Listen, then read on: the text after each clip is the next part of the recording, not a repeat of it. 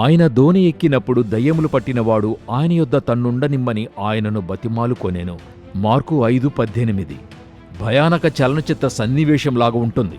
ఒక శ్మశానములో అసాధారణమైన శక్తితో ఉన్నటువంటి దిగంబర వ్యక్తి తన సంకెళ్లను తెంపుకునేవాడు, రాళ్లతో గాయపరుచుకునేవాడు. అనేక దయ్యములు ఇతనిని పట్టి పీడిస్తూ ఉండినవి.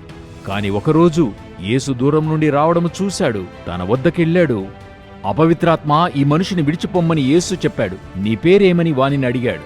నా పేరు సేన, ఏలయనగా మేము అనేకులమని ఆ అపవిత్రాత్మ పట్టినవాడు చెప్పాడు. అక్కడ ఇంచుమించు 2000 సంఖ్యగల పందుల మంద ఉండినవి. యేసు సెలవేయగా అపవిత్రాత్మలు పందులలో ప్రవేశించాయి.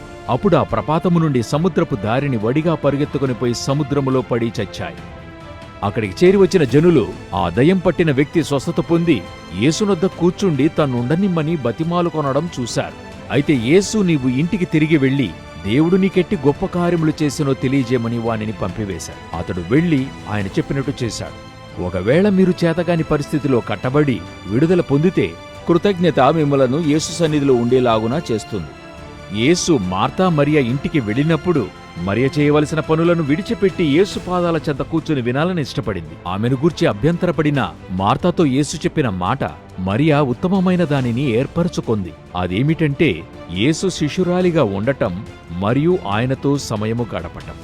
మీరు అపవిత్రాత్మ పట్టిన మనిషి చేసినట్లుగాను మరియు యేసు శిష్యురాలిగా మరియ చేసింది గ్రహించారా?